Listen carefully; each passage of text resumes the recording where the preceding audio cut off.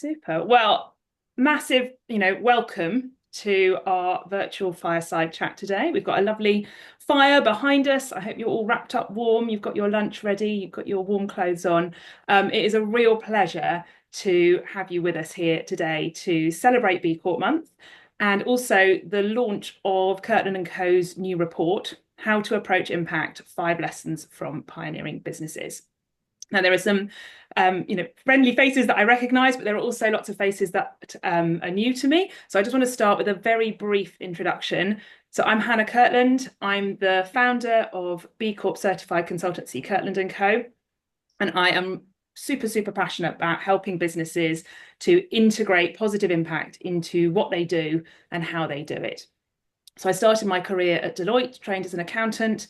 And then I spent over 10 years working with charities of all sizes. So as a finance director, a program manager, and as director of innovation.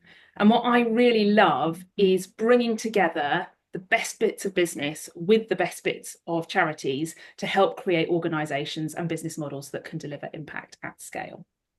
And so Keartland Co, the business that I've set up, is all about helping businesses to scale up their impact. And we work with business leaders who really want to make a meaningful difference through their business. And they've usually started on the journey. They've done the kind of easier, more obvious things, and now they're stuck. So they're looking for help to scale up their impact and engage their whole team in doing that, including through talking about their journey in an impact report.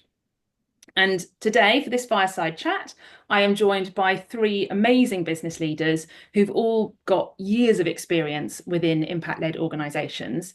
And so I'm going to let them introduce themselves to you now.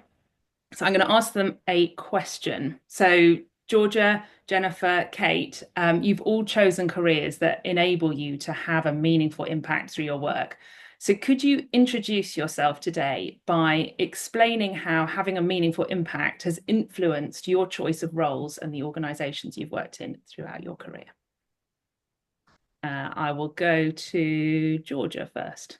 Yes, hi, and it's great to be here today. Thank you for inviting me to join the session. So I love this question, and it really got me thinking. It's very different to sort of classic introduction where you just talk about your job. So I really like this.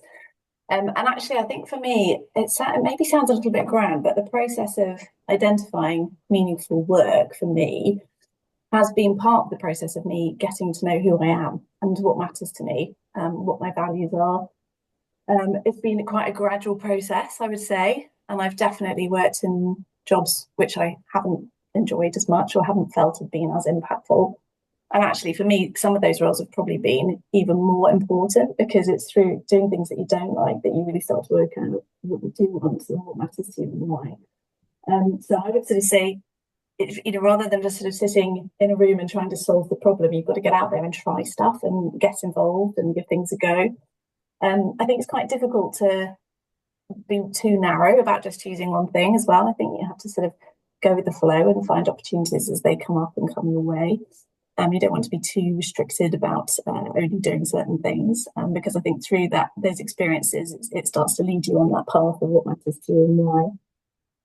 And then I also think in order to choose work that I felt for me is meaningful, I have had to make some compromises along the way as well. And you can't have it all. It's this classic thing where everything's always a bit of a compromise. And I've taken quite big pay drops a couple of times in order to get the roles that I wanted. And I have perhaps missed out on progression or missed out on other opportunities that might have come up if I'd stayed in one place and really sort of worked away there.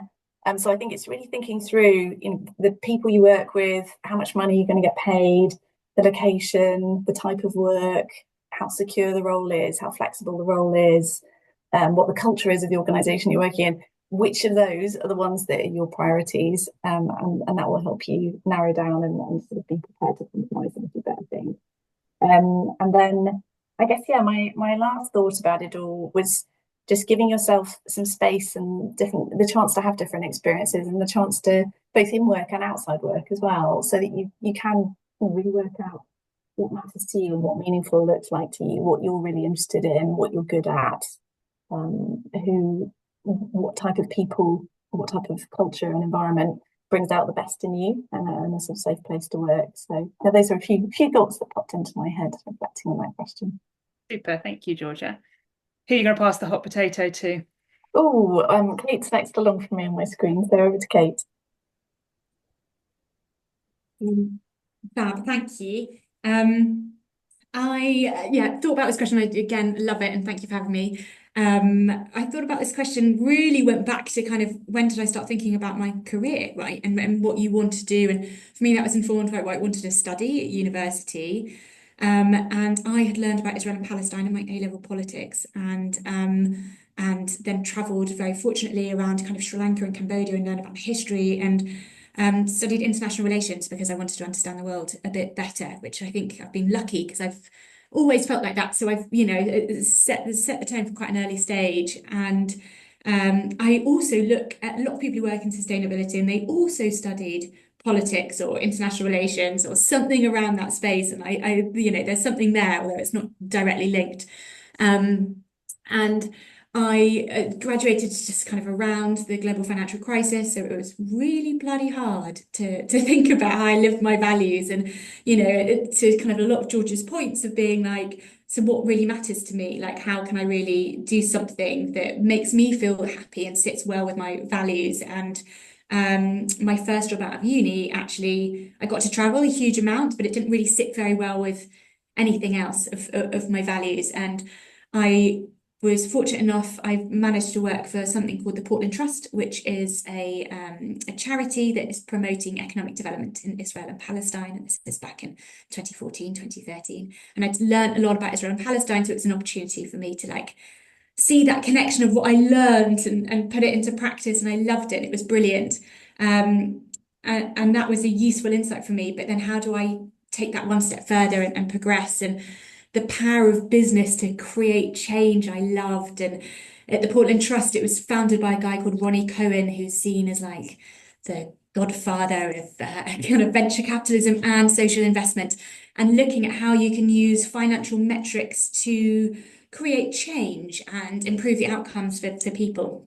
And so I heard about B-Lab launching in the UK back in 2015, and was fortunate enough to have a lovely coffee with the newly appointed exec director, Katie Hill, and took an absolute leap of faith, actually, Georgia, to exactly to your point of being like, went from a full-time position and I just bought somewhere, so I was like, had a mortgage, it really mattered, to taking a 6-month contract that was 3 days a week, and to work at B-Lab, right, to work on the start. And I thought, oh, I've just got to, it wasn't an option for me. I just had to do it. I had to take that opportunity regardless of the risks.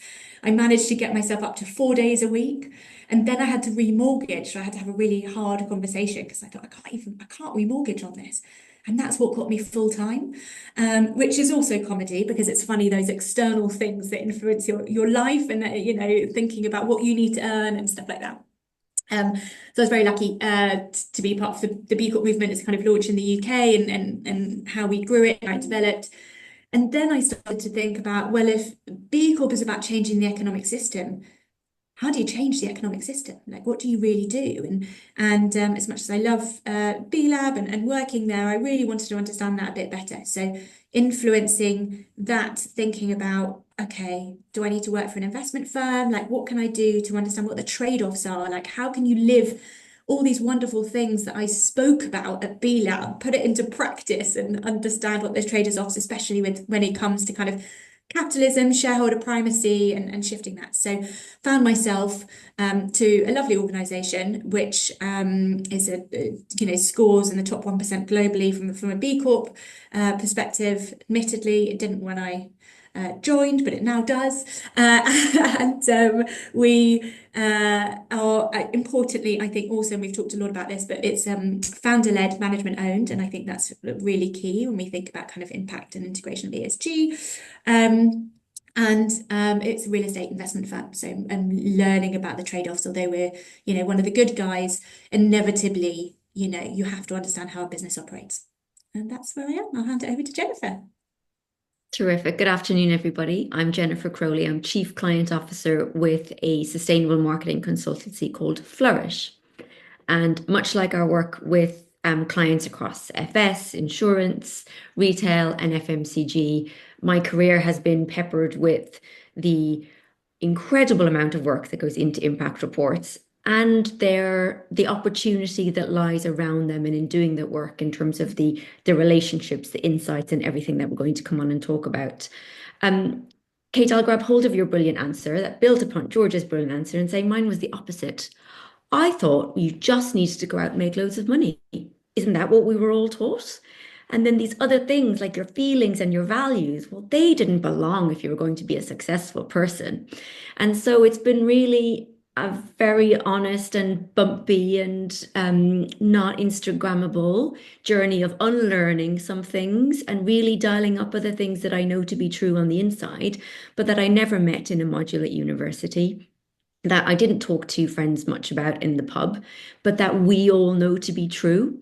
And so the intersection of big business, good business, responsible business, and the world at large is, well, it's part of the experiment that we're all conducting. And that really excites me. And so for any of us that are feeling that we're not as good as the person we see on LinkedIn, or we don't have as much influence, I'm finally over the other side of that. And the choices I've made have been a series of semi-conscious experiments and questions around, well, if I work in a really big listed company, what am I going to learn about where those levers for good mischief are? If I join a startup where I am a bigger fish in a smaller pond, can I influence the culture? Can I initiate different types of experiments? And so my brief answer is that we can move into the meat of it is the size and shape and structure of your organization is really critical to the types of impact you can have. But it's not one or the other. It's about understanding the waters you swim in, and then, in my experience at least, finding those spots for good mischief. Hannah. Amazing, thank you. And I love how you talk about that kind of what's the definition of success. It's something came up for me when I was doing a leadership program, goodness, 13 years ago now. And it's kind of sat with me ever since. And I keep coming back to it because I think the society tells us one thing and actually deep down, you kind of know it's something else, but it's still pulling you, constantly got that tension. So yeah, I love that. Now that's the four of us. We're keen to know a little bit about who you are, who's in the room. So we're going to just ask a couple of questions now. So very easy questions, I promise you.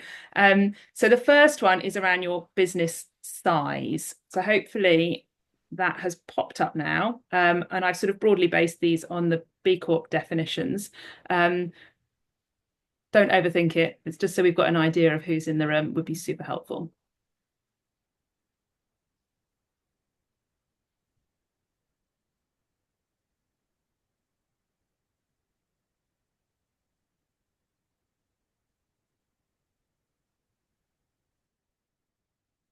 Okay, close that now.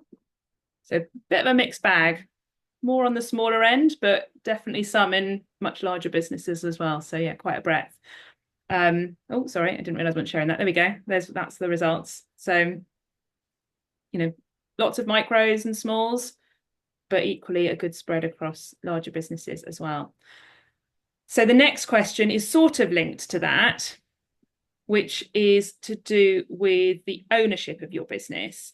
And the reason we want to ask this is because quite often who you're owned by, I think at least one of you touched on this already in your introductions, who owns you, who's providing the funding, can have a huge influence on the sort of ability to create some of the changes we're going to talk about. And being mindful of that context is absolutely crucial when you're looking to create impact.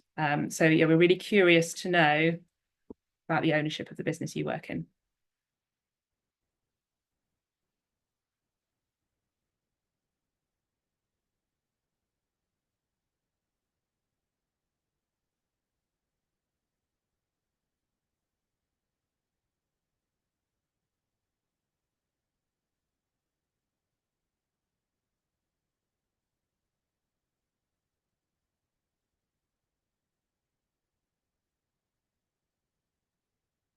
I'll end that. Again, we've got a bit of a spread, not many employee-owned businesses. In fact, only one employee-owned business, but lots and lots of privately owned, which is good because that means that lots of what we're going to share today, you're going to have much greater autonomy to be able to go and do. partnerships. I've worked with a lot of partnership businesses over the last couple of years, create their own challenges. But I think if you can get the partnership on board, then definitely a lot of what we're going to share today is going to be relevant. External investment, can make things harder, and it's definitely worth, knowing how decisions are made and operating in that context. But it doesn't mean you can't do anything, that we're talking about today, but it's something to be mindful of. So that's super helpful to know. So thank you. Right. So let's move on into the meat of the session. So today is all about being an impactful business. So about taking a really kind of strategic, integrated approach to impact so you can make a meaningful difference at scale. And whilst we might, lots of you will know the impact report reviews that I do on LinkedIn, and I talk about impact reports and work with businesses on their impact report. And whilst we might, that's a great way of communicating our impact and tracking progress, and it's a great way of giving people outside the business an insight into our approach to impact. Today, we want to really focus on what businesses are actually doing. So it's about the strategy and the actions that enable impact, not the reporting of it. So this is about what can you really do. Now, obviously, we've got a really tough kind of bigger macro context at the moment, especially everything going on in the States. And where your business has connections into America, whether because of your ownership structure or your supply chain, your clients, your customers, that is impacting what we can do at the moment. I'm really keen that we focus today on what's within our control. So what can we do? What can we change? And yes, recognize that we've got a challenging context, and that's creating tensions for us. But I really encourage you to think about, what can I do today? What can I take from what we go on to talk about, and from the report that I'm going to share with you afterwards? What can I do, and what can I influence? So yeah, today's chat is the kind of launch event for a report that I've written, and that report is structured around 5 insights and the related lesson that you can take from that insight. And so we're going to structure this conversation in the same way. I will share the insights with you. We're hoping we can get through all 5, but if the conversation's going in a good direction, then we may leave you to read the remaining ones in the report. So for each of those insights, I will give you a very, very brief introduction so you know what the insight is, and then Georgia, Jennifer and Kate are going to share their experience. And my intention is that we're going to leave space to have questions at the end. So please do post questions as we go along. Heather Davies, who I work with on impact reporting, she is going to be keeping an eye on the chat very helpfully throughout, and is going to sort of select the best questions for us to dig into at the end. So yeah, please post your questions as we go along. Right, so on that note, let me share insight number 1. There we go. So insight number 1 is be clear on the difference you want to make. Impact-led businesses clearly articulate the specific problem that they're addressing and the impact that they want to have, because this can help them then be really focused and intentional in their actions. So I'm going to ask Georgia, Kate, Jennifer, could you tell all of us about the social or environmental problem that you've addressed in one of the organisations where you've worked? And what did you do as a business to really get under the skin of that problem and understand it deeply? Georgia, do you want to kick off? Yes, and for me, I will draw on my experience working at Pukka Herbs, which was such a lovely example for this, because the 2 founders met and shared a real passion and a desire to solve the same problem. Sometimes the sort of inspiration, the gem for a new business, can come from an insight. Often it is a passion. And for them, it was all about wanting to bring herbs to the masses and allow more people to access the health and general sort of well-being benefits of consuming herbs and spices every day. And it's a really lovely story, actually, because Tim Westwell put in an advert in a magazine. He'd had a period of work and then a period of a break with some health stuff, and he was ready to start a new project. And he put an advert in a magazine that sort of said, looking for an ethical, organic business partner. And that advert went live for about 2 weeks, and he only got 1 response. But luckily for all of us, that response was from Sebastian Pohl, and who just got back from India. He'd been working on organic farms for a few years. He was qualified in Ayurveda and Chinese herbal medicine as well, Chinese traditional medicine. And he sort of said to him, right, the way to do this is to create beautiful herbal teas and the herbal supplements and get those out to more people and help people understand those. So for many years, that sense of mission and that story in itself was enough to kind of fuel the business to grow and to develop really successfully. It did get to a point, though, where it felt that, and it became clear that more of a sort of a formal purpose statement, some really clear, aligned, common, consistent wording that everyone could buy into was going to be needed. And I worked on a big purpose project there to go through the process of getting to a point of agreement across the organisation of what that purpose was. And that was such a valuable process. It set us on North Star. It was fascinating that even in a business of only 140 people, when we originally talked about it, there were quite a few different ideas of what the purpose should be. There were various different possibilities. And it was hugely valuable to get to a point of alignment and agreement on what that one purpose statement was. And that gave us a sort of foundation block that we could then build the strategy out from. It gave us a sort of ladders as well. So there's really clear routes of activity that then stand out from that. And it allowed us to focus and prioritise in a way that we hadn't been able to before then. It felt as though there was a lot of disparate activity happening across the business. Everyone felt everything had to happen. You couldn't choose between things. And actually the purpose, having that clarity and then breaking that down, which we'll get to that a little bit later, how you then break that down, that allowed us to be so much more smart and insightful and thoughtful about what we were choosing to do and what we weren't choosing to do, and gave the whole team confidence that those were the right decisions as well. So it was a really valuable thing. Super, thank you. Kate, Jennifer, either of you want to chip in? I just had, when we were discussing this, a nugget from Cressy, from Elvis and Cressy, who I'm sure lots of people will know. And I always remember she was talking about creating a business, and she said, you should never be in a business that isn't trying to solve a problem. And I think, that's just so important, especially when you're thinking about impact. There's so many problems to solve in the world. There's so much opportunity. How do we think about it from that perspective? But that was it. Yeah, and that's so lovely, because you're right, that breeds the passion, the culture, the excitement, the motivation, that it creates an environment where people really want to work and work in a way that comes from the heart, which feels so much more powerful and ultimately more committed, I think, over time. Yeah, it's interesting. We had Douglas Lamont came to speak to Be Local Surrey in December, and he was talking about, you need something that really irritates you so much that you want to get up in the morning and go and sort it out. And Douglas was the CEO of Innocent and now Tony Chocolonely. Yes. So he's... Thank you, Kate. Yeah, just in case you don't know him. Brilliant man.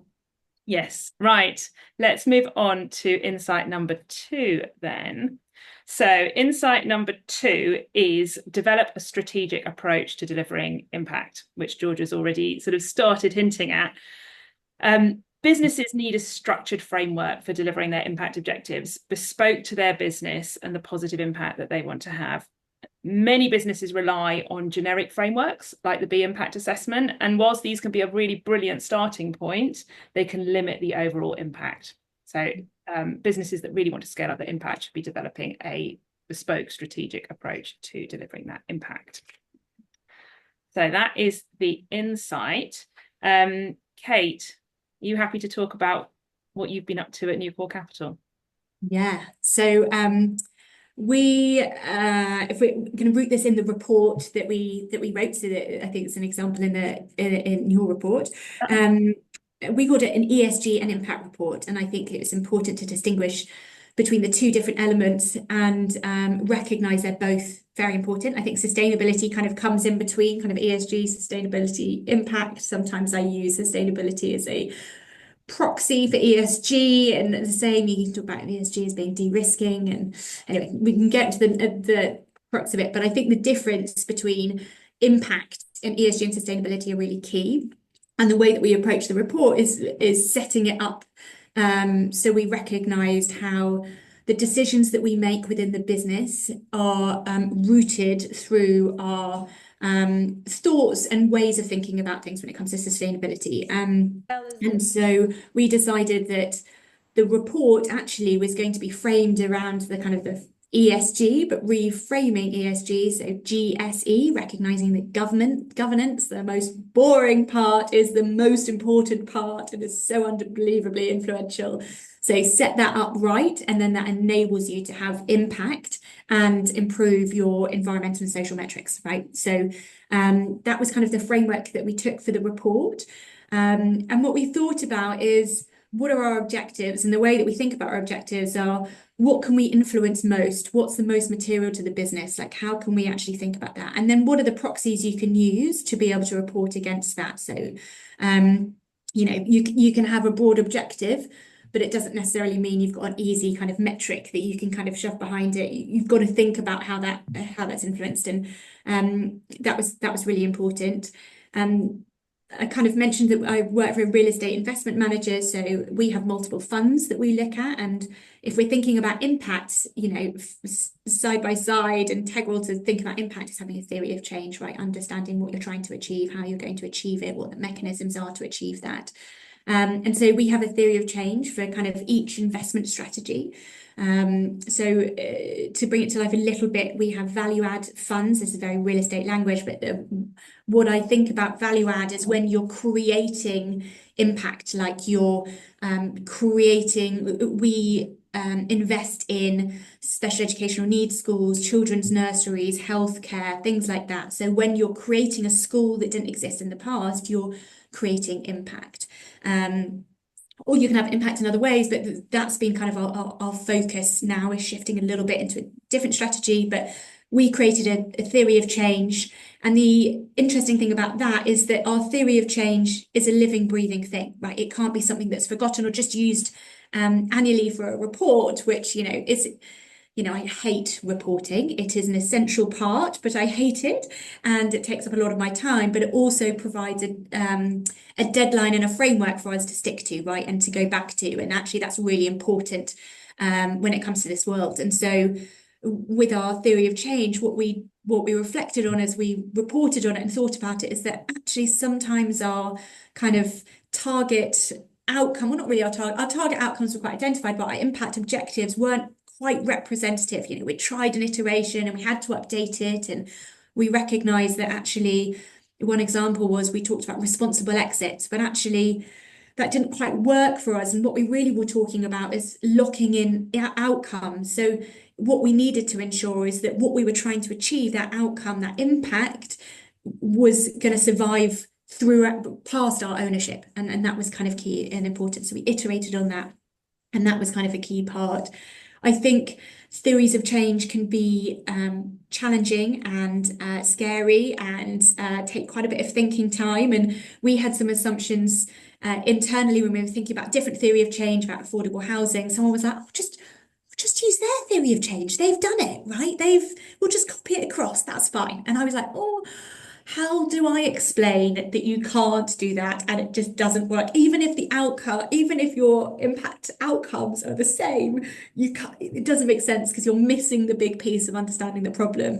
So I managed to persuade them to kind of go back, and we did a massive piece of work, and they were like, wow, okay, that was so useful, and it made me articulate things in a different way, and I understand the problem so much more, and I connect our actions to what we're trying to achieve, and it was just brilliant. And I'm so pleased that we spent the time to kind of really get into the crux of it for this new fund, because it made a real difference. And I'll probably stop there because I've been talking a lot. Thank you. I was going to say that it made me think that it does feel like a lot of an investment of effort, but getting to that clarity of thought, that really concise view, is ultimately a thing that saves time down the line, doesn't it? So although it feels like quite an investment up front to do it, it makes everything easier. And then you've got the focus, you've got the clarity, you've got the priorities, off you go. People know what they're doing. So yeah, it's so worth it. And it helps to influence like your team members. You can say, no, we've got, you bring people along with you, which I think is important. Yeah. Sorry, Jennifer, you were going to come in. I'm just wondering about everyone who's in the room and on the Zoom as well, in that not for one moment, I think, are we suggesting that you do develop your impact strategy over here and you develop your business strategy over there. And so I'm just sensitive to the almost like the intentionality of they're siblings, or maybe they're one and the same. And in terms of our own maturity curve, when I was at Carta, which was the first listed B Corp on the London Stock Exchange, in terms of our own maturity curve. So, you've got a team that's on a maturity curve, you've got this world of ESG to sustainability to impact. Now we're into nature, it's a maturity curve in and of itself. But the shift for us as a business was when our impact strategy just even aligned from a timing perspective. The same 2-week deadlines, that the impact strategy timeline moved into the overall business strategy, just as a process and as an activity. And that might sound obvious, or it also might sound like dull and not special enough. But I think just depending on your context and point of maturity, and even your capacity, even doing your B Lab work takes up so much resource if you're in a small company, that sometimes them being nested inside each other is actually all the more impactful. Yeah. And basically, the impact strategy is the long-term strategy of the business strategy, isn't it? So they absolutely are one and the same thing. There might be, I don't know, there might be a few differences, and there might be areas where there's more of a financial focus probably in the short term. But if you can get the same commercial team in the room to look at those long-term goals, they are going to need to own different aspects of those. So you get your purpose. You then get ideally that theory of change, or that's the plan of here's where we are now. Here's the vision that we're working towards. Here are the 3, 4, 5 action, the big topics of things that we need to shift. And then who owns each of those, and how do you move those forward, and how are you going to measure progress over time as well on those small things? Yeah, I mean, it can make a huge difference if it becomes central to your business and everything is integrated. Then you can remove some of those challenges around it, feel like it's layered on top, feeling like it's a kind of extra piece of work on the side, competing for resources. It's also a lovely segue into insight number 3. So I'm going to move us on. So insight number 3 is all about integrating impact into what you do. Delivering impact at scale requires integrating impact into your products or services. And in many businesses, so as we've just been talking about, in many businesses, impact still remains quite peripheral to the core business model. So businesses might be making operational changes, so for example, to their people or their procurement processes, to their travel policy, but not to the products or services they provide. And then that's where a lot of these tensions arise between delivering impact and making money, and sort of doing the day-to-day role of the business. Jennifer, you've sort of started talking about this. Yes. Could you sort of expand on what you were just sharing in terms of your experience at Carta? Yes, I will. And just to put the spoiler in the room, it's an unfinished story, everybody. But again, referring to maturity curves and being generous to where we all are in our respective work and contexts. Being a B Corp, being a listed company, and I think we might come on to this again, like that's an interesting Venn diagram, isn't it, in terms of 2 different kind of structures, 2 different approaches to stakeholders. And so we were, for 5 years, an experiment in how you merge that stakeholder priority. And it was the privilege of my career to be in that experiment and driving that experiment. But if we're to acknowledge all of those stakeholders in the mix, certainly through the kind of the B Lab lens, our driving force was employees first and foremost.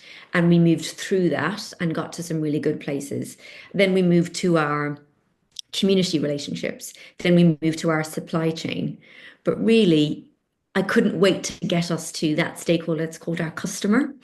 And you all have them, and you love them and you hate them, and they're critically important. And so bringing together business strategy, impact strategy into, well, the customer's always right, and it's what the customer needs. There was just a layer cake of wins there for us. And so in amongst that layer cake was, the closer I could bring my team, our efforts and our budget to customer benefits, the better, very selfishly. Secondly, in terms of new news and where the market was going across 21, 22, 23, in terms of technology and the relationship with carbon, the carbon footprint, the explosion of companies submitting their SBTI targets. That's the importance of kind of strategic thinking in terms of where do all of these things intersect so that we can actually really leverage that for good mischief. And so we turned our attention very quickly towards these big digital transformation deals, huge technology footprints.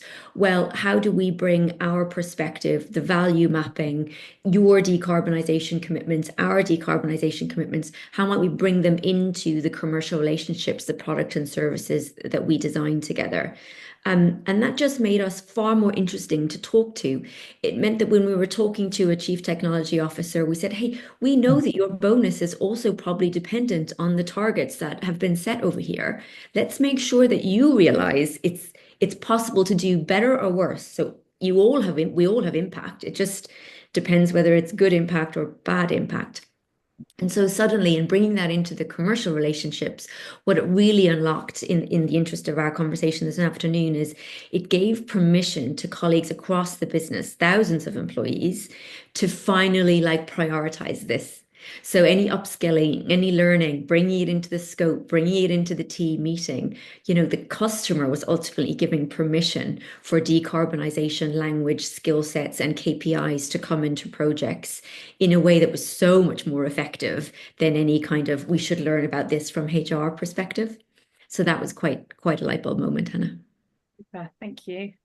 Just to build on that, because I think that's so interesting around kind of ownership, right, and clarity and the relationship between that. And one of the things that we recently went through was a bit of team engagement and just making sure. And in the past, I had set the objectives, right? We had our overarching objectives, and then I had to do the annual objectives that people had to work towards.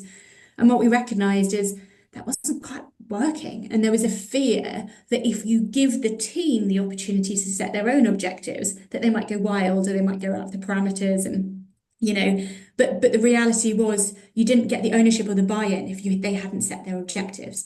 And so we flipped it on the head. We gave them the information that they needed to, the full insight. And for us, it's about ultimately we were looking at decarbonising our funds and recognising obviously we work slightly differently to kind of standard businesses because we have quite different intentionality around that. And we've got them to set their own objectives, and therefore they're responsible, they're clear on what they mean and what they're trying to achieve. They have to report on them, not me. And it just changes the dynamics. And actually, if you distribute that ownership for that objective as not being in the sustainability or the impact person, it's actually throughout the business, then it just changes it. And again, it integrates it into your day to day. The other thing I was thinking about there, which is you've got kind of the carrot when you think about bonuses and linking kind of achievement of objectives to that, which is great, and we have that here. The massive thing is the stick, right? I really am enjoying legislative changes because that really encourages people to change, and it doesn't become an add-on or an addition. It's like it's fundamental to the business. Like you've got a failure to operate if you're not meeting those legislative changes. So from a real estate perspective, you've got improvements in EPCs and the requirements to move on there. You've got the FCA introducing kind of a new framework of thinking about impact, and therefore creating a real checklist of things that you need to do. And if you're not doing it, then you can, and if you've got a good reason to say to your team, it's not me, I'm not setting this, it's someone else over here, and it's big and scary. So you've got to achieve it. And I think those two things also have to go kind of hand in hand. And again, it's just integrating it into every part of the business. And I've always said, ideally my job would be redundant. Right, that's ultimately what you want, right? Obviously, they'll always need some kind of thing, but if everyone has ownership and recognizes the importance of it and it's integrated into the business, you don't need someone annoying, kind of going, "Hello, have you done that? Have you done this?" They see the importance of it to business success. I'll just chip in with one last thought as well, Hannah, if that's okay. So yeah, you've got the process of setting goals and sort of driving change down through how the team operates and sort of objectives. And an empowered team, absolutely, I love that. You've got regulation coming in, as Kate says, which is positive. The other thing that was very helpful at Pukka, and in the role I'm in now, I'm working at the Soil Association on organic certification. So I just want to mention certification because I think that's quite an interesting tool as well, because it does give internal teams a really consistent guidebook of topics they need to cover and actions they need to take and ways of working, and as sort of helpful shifts in action. So for Pukka, we were organic certified, fair for life certified, fair wild certified. So quite a lot of layers there of things and activities that needed to happen. But once those were built into the model, and it was actually set up with those things built in from scratch, they just became part of the language, part of the way we work, an absolute assumption across the board that, I know we do it this way, you have to do it that way. I think that's quite helpful as well as another tool in the toolbox to use to really build that, or build and lock impact approaches into your business model and make them fix things. It would be very remiss of me, obviously, not to mention, and I should have done it, obviously, Georgia. So well done on remembering quicker than I did. It's obviously, your B Corp certification, which enables you to think about, the business as a whole and what metrics you should be measuring, and thinking about. And, we always used to call it a free consulting tool, a way to really think about your business. I think there is a challenge with it being called the B impact assessment, because it doesn't fully measure impact and it's very hard to as a single tool, but it does enable you to measure your environmental and social metrics, and that that's a really good way or good frame for you to kind of think about these things and integrate them into your business. And also, sorry, with certification often comes a budgetary requirement, right? So you have to get sign off to be able to do that, and the person who's signing off is high up in the organization.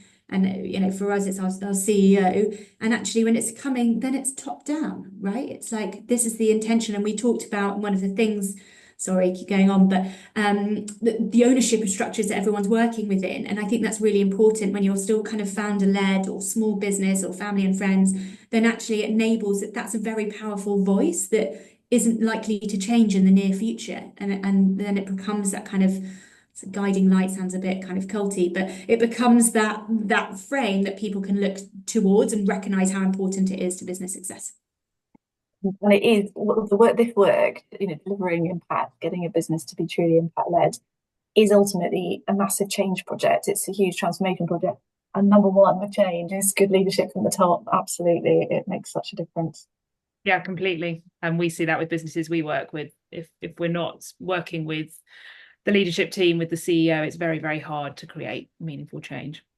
Now, Kate, you have teed up the next insight again, which is all around metrics. And I know that this is a topic that lots of people are passionate about because I get asked about it all the time.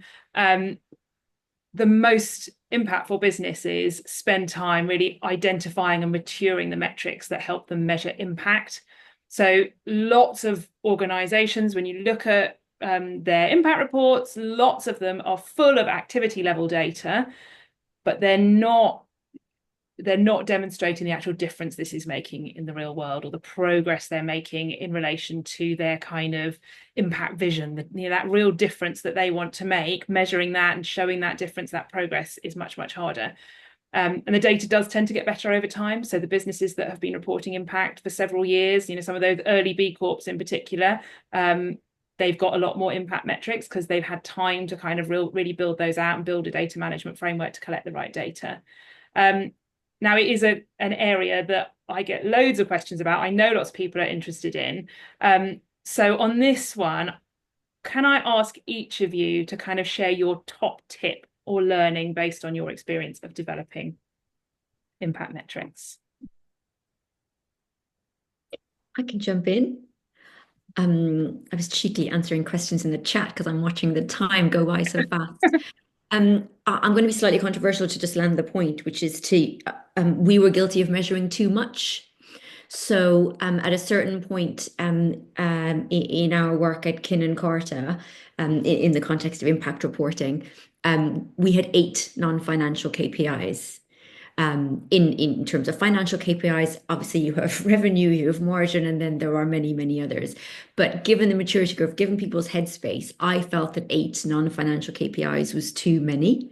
Now, the more you can measure, the better, but just depending on the size and structure of your organization, what you own, what you stand for, the number of key metrics that you stand for, I personally feel that fewer is better. And so I'll just throw that into the mix. Thank you. Well, it's so hard, isn't it? Like 8, I was like, oh, measure more, but it is the feedback we get from the board. And I think, looking, Jennifer, as you were kind of at the conversations in the chat, I think, this morning I sat down with our chair and went through the environmental performance of 2 of our funds, like bit by bit. And then I was talking about, anyone knows about carbon kind of market-based emissions and location-based emissions, and trying to explain the difference and why they're important. And he just said 3 times to me, even though I'd repeated it and I thought I'd explained it really well, I still don't understand it. I'm still really struggling with it. And he said, and I said, I've already presented this deck to the investment team, the people who are actually doing this. And then I presented it again to the board, and he went, yeah, and they would have nodded their heads, but they wouldn't have said to you that they don't understand it. And I was like, do you know what? Fair point. And I think that there's a tension and there's a friction there in making sure, and it's a very live conversation for me, but the language that you're using is actually translatable. And actually there's a real challenge in the impact world, even with theory of change. Again, our chair was like, are you just talking about a business plan? Do you mean just a business plan? And I'm like, yeah, but that's a bit reductive. Like, it doesn't quite fit in, and actually it's really hard. Like, you've got to get buy-in, you've got to use language that people understand. And there's a bit of a learning, right? Because sometimes they just have to learn the new language, because this is a new way of thinking about business and doing business that hasn't necessarily existed always in the past. Like, our chair, just checking my doors closed, is about to retire, and he's, 70 something, and he's been in a real estate world, and it's been very different. And so you need to bring people with you, and you need to think about what you're doing. And if you don't, then you'll alienate them. And that's the tension that we had with those objectives, where the investment team, although they knew them and they were set by someone else, they didn't own them and they didn't understand them as well as I did. And then you get that friction, right? So you just need to unravel it and have really open, honest conversations with people where they feel free to give you actual feedback and challenge you. And that's really key. Super. And mine would be, I'm sorry, Hannah. No, I was going to hand over to you. Oh, perfect. So mine would be a bit more practical, thinking through metrics. There's a lovely chart that shows, think about your input metrics, the activities, the outputs, the outcomes, and then how the outcomes ultimately get to impact. And I think using that, when we had the same hundreds of metrics, the finance team like, well, there's all these things we can measure. And we had to work out which ones were going to be useful, which ones were going to drive the change we wanted to see. Actually just ordering them a little bit with that sort of framework, and then thinking through, get the purpose again, get the vision again, and really think through what you're trying to achieve and how you're going to get there. That was hugely valuable. And again, it takes time, but worth doing once really well, and set yourself up and then keep iterating. Yeah, I really like what you, Georgia and Jennifer, have both said about getting the right number. There's a really lovely example in terms of KPIs from BA, so not a great, company in terms of, impact, but where they worked out that they had one metric, and that was about time on the ground. And everybody in the business, whether you were cleaning the planes, flying the planes, whatever you were doing, you need to try and reduce the amount of time that plane spent on the ground. And they worked out if everyone worked towards that, then that helped them to succeed as a business. And that was one metric. So if you can find the right one, then that can be really magic. Right, final insight, because I do want to have time for questions, is all around changing the underlying governance and processes. And we have touched on this quite a bit as we have gone through. If you want to create really, truly meaningful difference within your business, then you have to change the deep structures, processes within your business. So, for example, how you make decisions, who's involved, how roles and responsibilities and accountability are structured and set out, performance management and compensation, especially compensation of your exec team. And if you don't change those kind of deep structures and processes, then the organizational system can often act as a real brake or blocker to delivering on your impact objectives. Now, I want to make sure we've got time for questions. So I'm here, and this is something Jennifer is super, super passionate about, and I know she could talk all day on it. So Jennifer, I'm going to give you a couple of minutes to just share your thoughts, because I know this is your kind of...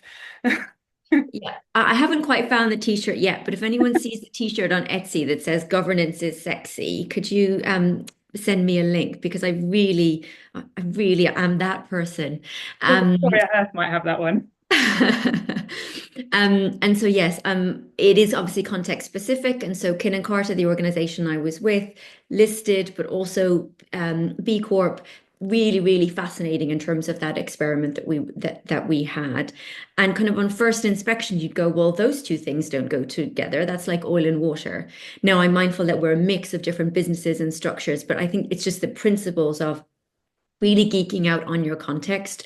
As you opened up, Hannah, that ownership structure, the funding, I might go on to say, well, think about what stage you are at as a business, because that will possibly change. You may seek funding, you may be acquired, you may acquire, depending on what's ahead for you over the next 1, 3, 5 years. And obviously that volatility economically is just off the charts right now. Also, who's in the room right now, but who's looking in the window? What might their motivations be? Just know your stakeholders inside and out. Understand that stereotypes exist for a reason, whether it's private equity stereotypes, VC stereotypes, or anything else.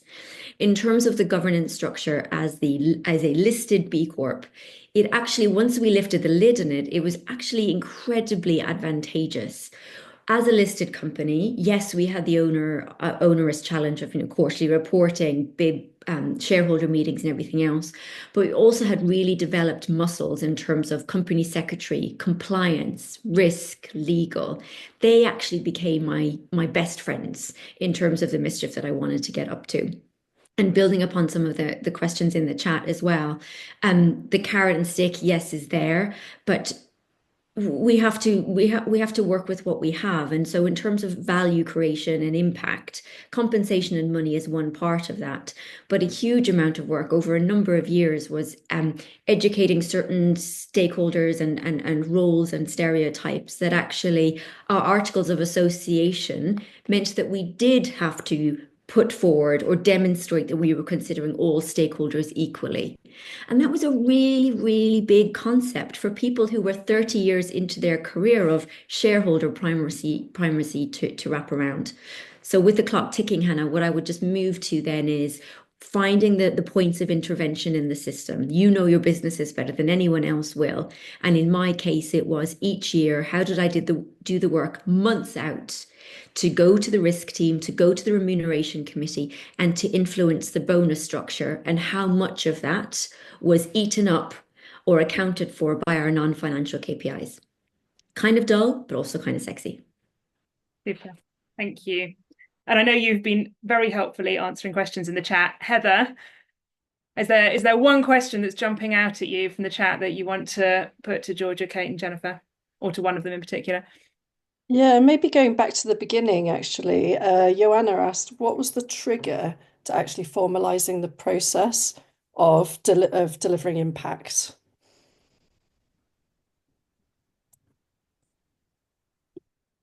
I think for Pukka, it was always the desire of the founders to do it. So even though it wasn't necessarily done in as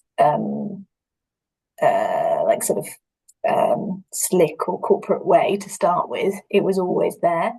And then as the organization matured and grew up, and as to Jennifer's point, as sort of ownership changed, that became more formalized, I guess.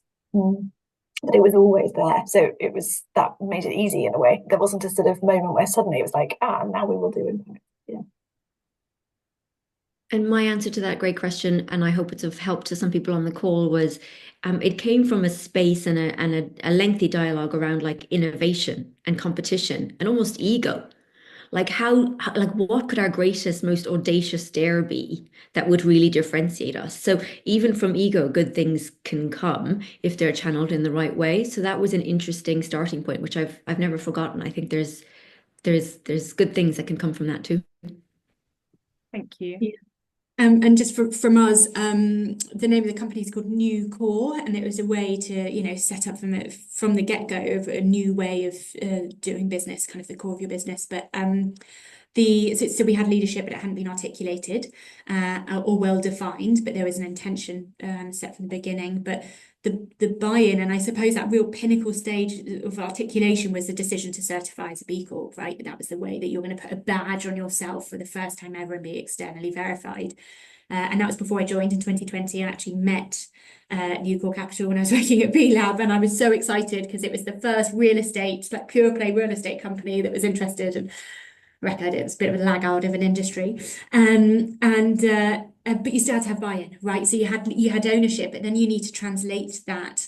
You need to get the chair, who also owns part of the business, and then you need kind of the CIO and the COO to really buy in. And to your point around ego, it's like a marketing difference. Like, how do you stand out from the crowd, and how does this? We really talk about, and Georgia brilliantly brought it up, but external verification, like how in a world where the FCA have brought in, as relevant for any financial companies, but a greenwashing rule, right, an anti-greenwashing rule, which changes the way a lot of people communicate. And so how can you prove you're saying what you're doing? How do you get some external verification that enables you to build trust as well with your consumers, with your investors, that willingness to have that kind of someone look into your business across the spectrum of time. It is really key because it helps you, for us, raise capital. It helps us attract more people. There's a business incentive for it, but it was, the buy-in it isn't always an easy path for sure. Thank you, everyone. I'm looking at the time, and I'm aware lots of you have probably got 1 o'clock meetings, and we could keep this going for ages. Your questions are not wasted, though, because there has been so much interest in this chat, and you're all here today. There are other people who haven't been able to make it, but I know are waiting for the recording. So we are going to run more of these. So I will take all of those questions and we'll feed them into future chats where we're going to be digging into these insights into a lot more detail, and probably take one at a time so that we can go much, much deeper on it. Thank you to all of you for coming. Thank you to our amazing speakers. In terms of next steps, I'll send you the recording and I will send you a copy of the report, and I'd love to know what you think of it. I'm also, if you are looking for help in developing a more structured approach to impact, so what the sort of thing we've been talking about today, so a structured approach that aligns with all of these 5 insights, I'm going to be holding a free masterclass on Wednesday, the 30th of April, after the Easter holidays. Jen is going to put a link into the chat now for you to book onto that masterclass, and I'll also send it in the follow-up email. I would love to see lots of you there. And because it's B Corp month, I am going to give the first 10 people to sign up who are on the leadership team of a certified B Corp a free 30-minute mentoring session. So if you sign up for that and you're on the leadership team of a B Corp, you will get a free 30-minute mentoring session where we'll work through my impact framework template and identify the one most important thing for you to work on to really take your impact to the next level. So thank you very much for joining us. Please share your feedback afterwards, and we would love to see you at the next one of these. Enjoy the rest of your day, and good luck with scaling up your impact. Bye-bye, everyone.